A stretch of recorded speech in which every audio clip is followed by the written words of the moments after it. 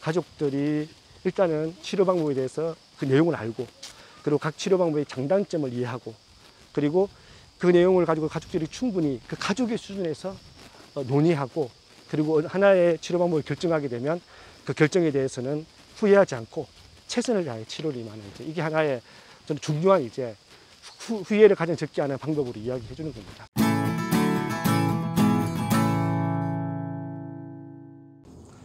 안녕하십니까. 한국백혈병 환우의 안기종 대표입니다. 제가 오늘은 백혈병 투병을 하다가 그 환자가 치료에 실패하는 경우가 있잖아요. 예를 들면 뭐 재발을 한다든지, 아니면 그 조혈모세포 이식 그 합병증으로 뭐 환자가 한의원에 가는 이제 그런 일이 발생할 수 있죠. 그런 좀 슬픈 이제 결과가 나왔는데도 불구하고 환자 그 가족, 이제 유족이죠. 유족이 나중에 저희에게 찾아오든지 아니면 전화로 되게 고마움을 표시하는 경우가 있습니다. 제가 좀 그러면서 좀 할게요. 어떤 고마움이냐 그러면, 그때 정말 좀 고민하고 갈등했었는데 그때 합리적인 판단을 할 수 있도록 해줘서 너무 고맙다라고 이런 이제 감사 이야기죠. 예를 들면 이제 급성 백혈병 같은 경우에는 항암 치료를 해야 되는 경우가 있고요, 조혈모세포 이식을 해야 되는 경우, 두 개가 딱 나누어지기도 하지만, 어떤 경우에는 조혈모세포 이식을 하는 게 좋을지 항암 치료만 하는 게 좋을지에 대해서 갈등이 생길 때가 있습니다. 그 백혈병 중에, 급성 백혈병 중에 몇 가지 유형이 그런 경우가 있거든요. 그런 경우에 이식을 할지 그리고 항암 치료만 할지에 대해 결정해야 될 때, 또 만성 우수성 백혈병 같은 경우에는 그 1차 제일 첫 번째 쓰는 항암제로 현재 한 4-5개 정도의 항암제가 있거든요. 주로 근리병을 많이 쓰지만 뭐 스프라이셀, 타시거나 수펙트 같은 약들도 나와 있거든요. 그중에 어떤 약을 제일 먼저 쓸지, 그리고 첫 번째 약이 효과가 없든지 내성이 생겼을 때 두 번째 약을 어떻게 할 것인지, 아니면 두 번째 약도 내성이 생기면 세 번째 약을 어떻게 할 것인가에 대한 중요한 결정의 시기가 오잖아요. 그때 어떻게 결정하냐는 거죠. 제가 왜 이야기를 하냐 그러면, 이제 예를 들면 아까 뭐 골수 이식을 할지 항암 치료를 할지, 이 항암제 중에 어떤 항암제를 선택할지를 결정을 하고 난 뒤에 치료가 잘못돼 가지고 결국 환자가 사망하는 일이 발생하잖아요. 그러면 장례를 치를 때는 이제 장례 끝나고 난 뒤에 그 환자 가족의 다른 환자 가족이나 그 친척이나 아니면 지인이나 어쩌면 주위의 이웃들이 이런 이야기 하죠. 아니 왜 그 병원 가서 더 좋은 병원이 있는데 왜 그때 이식해서 항암 치료로 완치가 가능한데 왜 이식을 해야 되는데 왜 항암 치료만 해? 이런 식의 이제 얘기를 하는 거죠. 그렇게 해서 마치 그 환자 보호자, 특히 가장이죠. 가장이 잘못 이 치료 방법을 결정해서 환자가 잘못된 것처럼 이런 이야기가 이제 들려오는 거죠. 뭐 비난하기도 하고, 그것도 싸움이 일어나기도 하고, 또 뒤에서 쑥덕거리기도 하고, 그런 이야기를 이제 간접적으로 듣게 되면 그 환자 가족이나 아니면 그 가장 그 환자 보호자가 얼마나 큰 상처와 죄책감을 느끼겠어요. 저는 그런 과정을 너무 많이 봤기 때문에, 그래서 제가 환자들에게, 그 환자 가족들에게 제가 항상 상담할 때마다 이런 중요한 치료 방법을 결정해야 될 때, 특히 환자의 생사를 가를 수 있는 그 중요한 결정을 해야 될 때는 일단은 치료에 몇 가지 방법이 있으면 그 방법에 대해서 다 기본으로 알아야 됩니다. 알고, 두 번째는 그 치료 방법의 장단점들을 알고, 그리고 가족들이 모여서 그 장단점을 비교한 상태에서 충분히 최선을 다해서 논의를 하고, 그리고 그 중에 하나의 결정을 하면 됩니다. 그리고 그 결정이 나중에 좋은 결과가 나쁜 결과로 이어지더라도 우리 그때 후회하지 말고 최선을 다했다라고 생각하자라고 이렇게 가족들이 합의를 하는 거죠. 그리고 난 뒤에 치료를 하면 되는 겁니다.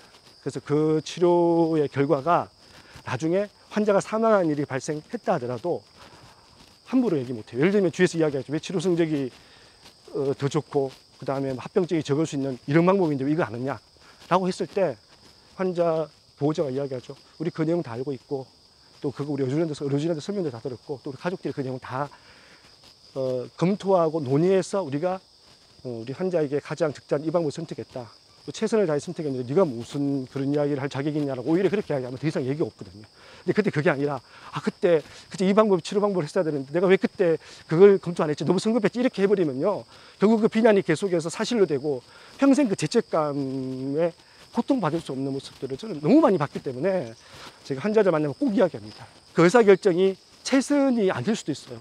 차선일 수도 있고요. 어쩌면 잘못된 선택일 수도 있겠지만 중요한 건 뭐냐면 가족들이 나름대로 알고 그리고 비교하고 그리고 논의하고 결정하는 것에 대해서는 그 결정에 대해서 함부로 할 수는 없는 거예요. 왜냐하면 그 가족만큼 그 보호자만큼 그 환자에 대해서 아끼는 마음과 그 배려하는 마음과 어떻게든 치료해 보려는 마음 있는 사람 누가 있겠습니까?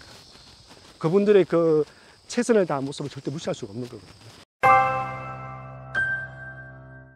그래서 저는 이야기를 많이 해줬습니다. 그리고 실제 이런 중요한 결정이 있었을 때 많은 분들이 나중에 결과가 안 좋았던 분들, 좋았던 분들도 저에게 되게 고맙다는 이야기 많이 합니다. 예를 들면 이런 겁니다. 의사 선생님 따라가 스타일이 좀 다릅니다. 어떤 사람은 옛날 구시대 방식으로 항암치료, 이식, 뭐 항암치료 중에서 뭐 몇 가지 이거를 이미 의사가 딱 정했어. 그냥 하나를 딱 그냥 이렇게 치료해 라고 알려주는 의사가 간혹 있습니다. 요즘은 그런 의사 거의 없죠. 근데 간혹 있긴 있습니다. 대부분의 의사들은 지금도 어떻게 결정하냐면 이식과 항암치료, 이식 80%, 뭐 항암치료 70% 정도 완치율이 되는데 네가 결정해. 이렇게 하는 거죠. 환자나 환자 가족 보고 결정하라고 이야기하는 거죠.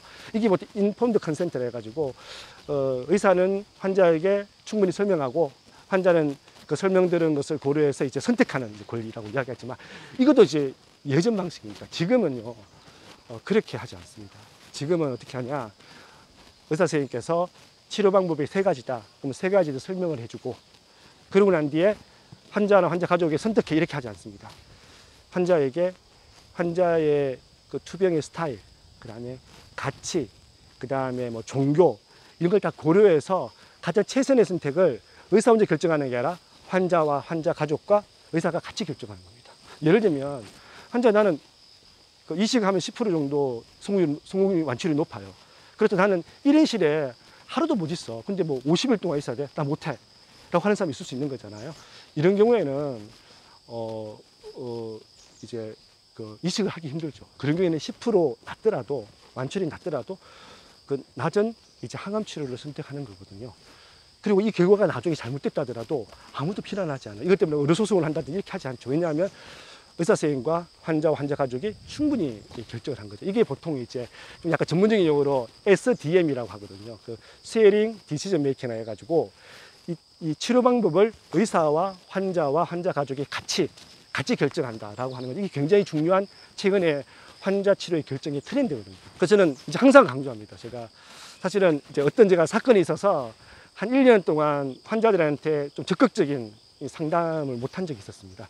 그래서 제가 한 1년 지나고 난 뒤에 다시 제가 환자단체에서 활동하는 사람이죠. 제가 정부에서 뭐 파견받은 공무원도 아니고요. 저는 그냥 환자 가족이고 또 우리 상거자 중에 환자도 계시고 환자나 환자 가족이 투병하다가 경험했던 다양한 그 지혜 그리고 투병에 대한 경험들을 이제 투병하는 이제 신규 환자들이나 그 가족들에게 좀 이렇게 알려주고 또 공유하고 또 응원하고 이렇게 해서 치료 잘 이제 받을 수 있도록 완치에 대한 꿈을 키울 수 있도록 하는 게 우리 환자단체 한국백혈병원의 역할이거든요. 그래서 지금은 제가 항상 중요한 치료 방법의 결정에 있어서 항상 강조합니다. 가족들이 일단은 치료 방법에 대해서 그 내용을 알고 그리고 각 치료 방법의 장단점을 이해하고 그리고 그 내용을 가지고 가족들이 충분히 그 가족의 수준에서 논의하고 그리고 하나의 치료 방법을 결정하게 되면 그 결정에 대해서는 후회하지 않고 최선을 다해 치료를 임하는 이게 하나의 저는 중요한 이제 후회를 가장 적게 하는 방법으로 이야기해 주는 겁니다. 여기까지 하겠습니다.